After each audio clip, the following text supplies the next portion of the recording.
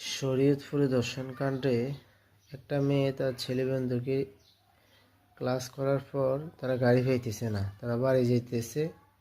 বাড়ি যাওয়ার পথে তাদের গতিরোধ করে 3 থেকে 4 জন ছেলে তাদেরকে আটক করে। আটক করার পর একটা বাসায় নিয়ে যায়। কিছু মহিলাই দেখে কিছু বললো না, ও মেয়েটা কাঁদতে কাঁদতে বলতেছে। তো বিষয়টা হলো যে পরবর্তীতে ছেলেটাকে মারে, মেয়েটাকে 3-4 জনে মিলে ধর্ষণ করে মেয়েটার ভাষ্য মতে। আমরা তো ভেবেছিলাম নতুন বাংলাদেশ পাইছি, ইনশাআল্লাহ বাংলাদেশ থেকে দর্শন চলে যাবে, বিভিন্ন খারাপ অরাজকতা সব চলে যাবে। না, বাংলাদেশ আগের অবস্থানে রয়ে গেল।